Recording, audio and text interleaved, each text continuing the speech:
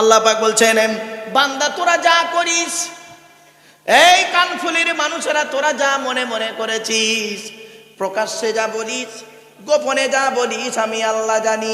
আ'লামু মা ফিস সামাওয়াতি ওয়াল আরদি ওয়া ইয়া'লামু মা তুসিররুনা ওয়া মা তু'লিনুন ওয়াল্লাহু আলীমুম বিযাতিস সুদূর। আল্লাহর কোরআন জানিয়ে দিল, বান্দা তোরা গোপনে গোপনে যেটা বলিস, প্রকাশ্যে যেটা বলিস, আমি আল্লাহ সব জানি। বান্দা কোনোদিন ভাববি না আমি আল্লাহ অনেক দূরে। আল্লাহ বলছেন, ওয়ালাকাদ খালাকনাল ইনসানা ওয়া না'লামু মা তুওয়াসবিসু বিহি নাফসুহু ওয়া নাহনু আকরাবু ইলাইহি মিন হাবলিল ওয়ারিদ।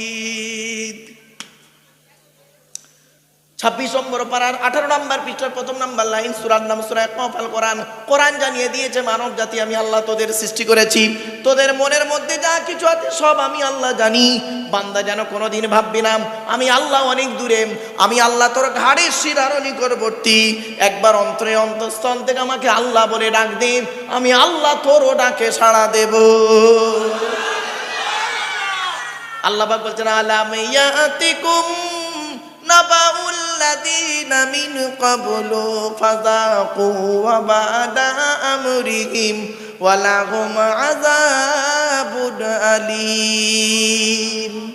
আল্লাহ বলে, বান্দারে তোদের কাছে কি পূর্বের কোনো ঘটনা পৌঁছায়নি? ঈসা নবীর কথা পৌঁছায়নি, হুদ নবীর কথা পৌঁছায়নি, সালেহ নবীর কথা পৌঁছায়নি, নূহ নবীর কথা পৌঁছায়নি, ইউনুস নবী, শুআয়ব নবী, এদের কথা কি পৌঁছায়নি? ওরে ইব্রাহিমের কথা কি পৌঁছায়নি? ইসহাকের কথা পৌঁছায়নি? ইয়াকুব ইউসুফের কথা কি তোদেরকে আমি আল্লাহ জানাইনি? আলাম ইয়াতিকুম নাবাউল্লাযীনা কাফারু মিন ক্বাবলু, এ কাফেররা তোদেরকে আগে এই সমস্ত কথা কেউ পৌঁছায়নি? মনে রাখবি তাদের অবস্থা কি হয়েছিল। যারা আমার আয়াতকে কুফরি করেছে, আমাকে অস্বীকার করেছে, আমি আল্লাহ করেছিলাম ফাযাকু ওয়াবালা আমরিহিম, আমি আল্লাহ আমার গজব, আমি আল্লাহ আমার গজব তাদেরকে পৌঁছেছি, এবং আমার গজব তারা, আযাব তারা স্বাদ চেখেছে তাদের ব্যবহারের কারণে। আল্লাহ পাক বলছেন তাদের জন্য কি রেখেছি? ওয়ালাহুম আযাবুন আলীম, তাদের জন্য রয়েছে কঠিনতম আযাব। এটা কেন করেছি? যালিকা বিআন্নাহু কানাত তা'তিহিম রুসুলুহুম বিল বায়িনাত ফাকাফারু ওয়া তাওয়াল্লাউ ওয়াস্তাগনাল্লাহু ওয়াল্লাহু গনিয়্যুন হামিদ। এটা এই কারণেই করেছি, যালিকা বিআন্নাহু কানাত তা'তিহিম রুসুলুহুম বিল বায়িনাত, আমি আল্লাহ তাদের কাছে রসুল প্রেরণ করেছি, দলিল সহ রসুল প্রেরণ করেছি। ঈসা নবী এসেছে ইনজিল কিতাব নিয়ে, মুসা নবী এসেছে তাওরাত কিতাব নিয়ে, দাউদ নবী এসেছে জবুর কিতাব নিয়ে, মুহাম্মাদুর রাসূলুল্লাহ এসেছেন কোরআন নিয়ে। আল্লাহ পাক বলছেন তারা এটাকে কুফরি করেছে, মুখ ফিরিয়ে নিয়েছে, আর তারা অস্বীকার করেছে, বেপরোয়া হয়ে গেছে। আমি আল্লাহ বেপরোয়া হয়ে গেছি, আমি আল্লাহ নামক প্রশংসার যোগ্য। এরপরে আল্লাহ বলছেন, কাফের বেঈমান মুশরিকরা মনে মনে বলে, কাফের বেঈমান মুশরিকরা মনে মনে বলে, আমরা মরে গেলে পচে গলে হাড় হয়ে যাব, কিয়ামতের মাঠে তো আর আল্লাহ তুলতে পারবে না।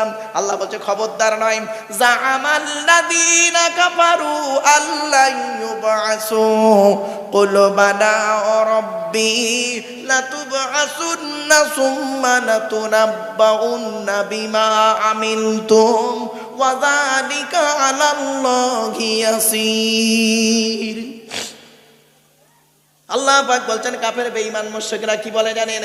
আল্লাহ ইনজামতুম, তারা ধারণা করে, জামাল্লাযীনা কাফারু আল্লাহ ইউবাসু, আমাদের কখনোই কিয়ামতের মাঠে উঠবো না, যা হবে পৃথিবীতে হয়ে যাবে, কিয়ামত বলে কিছু নেই। আল্লাহ বলছে না, কুল নবী তুমি বলো, বালা ওয়া রাব্বি লাতুবাসুন্না, অবশ্যই অবশ্যই আমি আল্লাহ তোমাদেরকে তুলবো, লাতুনাব্বাউন্না, পৃথিবীর জমিনে যা কিছু করেছো সব খবরগুলো তোমাদের দেবো। ও বন্ধু, সুদ খেয়েছেন খবর পেয়ে যাবেন, ঘুষ খেয়েছেন খবর পাবেন, জেনা করেছেন খবর পৌঁছে যাবে, সমস্ত পাপের খবরগুলো সব আল্লাহ রেকর্ড করে রেখে দিয়েছে। আজকে আমার সামনে কতগুলো ক্যামেরা বসে আছে বাপ, এই ক্যামেরাগুলো রেকর্ড হচ্ছে, এরা 10 বছর পরে আবার ওইগুলো ইচ্ছা করলে বের করতে পারে, কিন্তু 50 বছর 100 বছর পর পর ওর ক্যামেরাটা যদি খারাপ হয়ে যায় ও সব ডিলিট হয়ে যাবে। আর আল্লাহ বলে আমি আল্লাহ তোর দুই কাঁধে দুটো ক্যামেরা সেটিং করে রেখে দিয়েছি, সিসিটিভি রেখে দিয়েছি, একটার নাম কিরামান কাতিবিন ইয়ালামুনা মা তাফআলুন। দুই কাঁধে দুই ফেরেশতা রেখে দিয়েছি, ভালো কাজ করলে খবরগুলো সব লেখা থাকবে, খারাপ কাজ করলে খবরগুলো লেখা থাকবে। বন্ধুরে, পৃথিবীতে মানুষের উপকার করতে না পারলে ক্ষতি করতে যাবেন না। বন্ধু, অনুরোধ করে বলে যাচ্ছি, ভালো ভালো কাজগুলো করে যান, পাপ কাজ থেকে দূরে সরে থাকুন। আল্লাহ পাক বলছেন, বান্দা শোন, বাঁচার একটাই রাস্তা তোদের আমি বলে দিচ্ছি, বাঁচার রাস্তা একটাই, ফাআমিনু বিল্লাহি ওয়া রাসূলিহি ওয়ান নূরিল্লাযী আনজালনা ওয়াল্লাহু বিমা তা'মালুনা খবীর। প্রিয় শ্রোতা মণ্ডলী, বাঁচার একটাই রাস্তা। কি করে বাঁচবেন আপনারা? আমরা বাঁচবো কিভাবে? আল্লাহ বলে দিচ্ছে, ফাআমিনু বিল্লাহি ওয়া রাসূলিহি। বাঁচার একটাই রাস্তা তোদের, আমার উপরে 100% বিশ্বাস কর। আমি আল্লাহ, আমার উপরে 100% বিশ্বাস কর, আমার নবীর উপরে 100% বিশ্বাস কর, আর কোরআন মোতাবেক জীবন যাপন কর।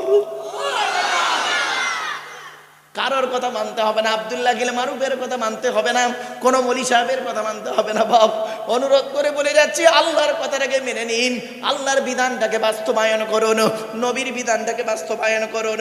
আল্লাহ যেটা বলেছে হালাল, হালাল বলে মেনে নিন, হারামকে হারাম বলে বর্জন করুন। সুদ খাওয়া হারাম, পাড়ায় বন্ধন টন্দন চলছে চলছে চলছে চলছে চলছে না? আমার বাপেরা, সুদ খাওয়া হারাম। যারা সুদ খায় তারা তাদের মায়ের সাথে জেনা করার মতো কাজ করে। আমি বলিনি, আল্লাহ নবী বলেছে, বাপেদেরকে অনুরোধ করে বলে যাচ্ছি, কোরআনে আল্লাহ বলেছেন, যারা সুদ খায় কিয়ামতের মাঠে শয়তানের সারিতে দান করিয়ে দেবে আল্লাহ পাক। শুধু তাই না, আরো কোরআনে দলিল আছে বাপ। এজন্য বলে যাচ্ছি, সুদ খাওয়া হারাম, ঘুষ খাওয়া হারাম, বিয়ের পণ নেওয়া হারাম, জমির আল চুরি করা হারাম, হুকুমের কারেন্ট নেওয়া হারাম। আর শুধু তাই নয় বাবা, বাপ মরে গেছে, বড় ভাই বেঁচে আছে, ছোট ছোট ভাইদের সম্পত্তি নিজের নামে রেকর্ড করে নেওয়াও তেমন হারাম। ঠিক না বেটি? বাস্তব কথাটাই বললাম। আরো অনেকগুলো হারাম আছে। মদ খাওয়া হারাম।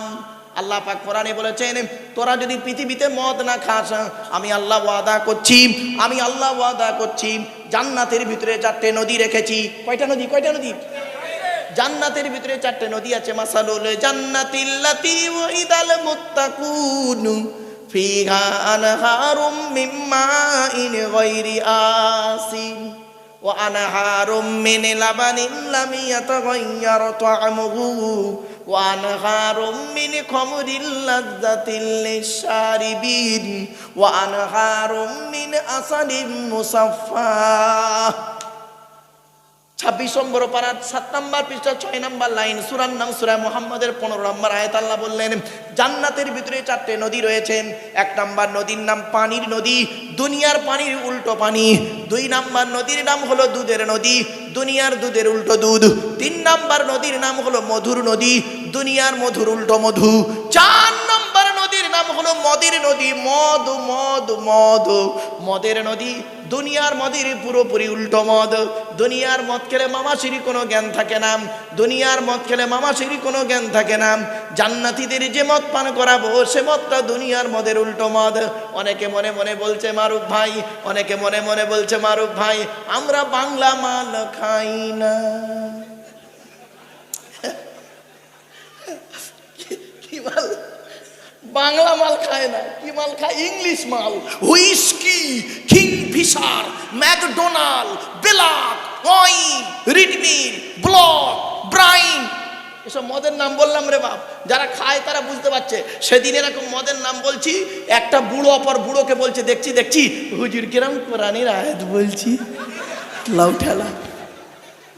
আমার বাপেরা, বাস্তব কথাটাই বলে গেলাম বাপরে, আমারে ভুল বুঝতে যাব না।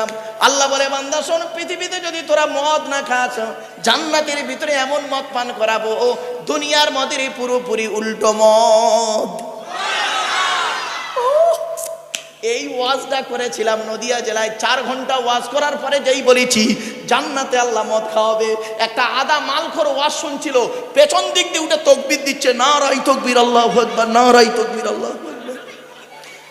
তখন কমিটির ছেলেরা মদখোরটার কাছে গিয়ে বলছে, ভাই মালখোর, তুই ওয়াজের কি বুঝেছিস, তাকবীর দিচ্ছিস? তখন মদখোরটা কি বললো জানেন? ওই কমিটির লোকেদের, জলসা কমিটির লোকেদের মদখোরটা কি বলছে শুনুন। ভাই তোরা ওয়াজ শুনছিস? মারুফ ভাই ওয়াজ করতে করতে কি বললো শুনলেনি? আল্লাহ নিজে কোরআনে বলেছে জান্নাতে মদ খাওয়াবে। ও ভাই, দুনিয়ার মাল খাওয়া প্র্যাকটিস না থাকলে জান্নাতে খাবি কি করে ভাই? কাহা ये বলে সুবহানাল্লাহ, ये বলছে সুবহানাল্লাহ।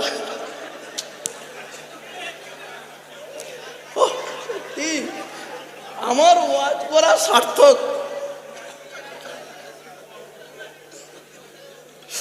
আমার বাপেরা চলুন আর একটু এগিয়ে যাচ্ছি।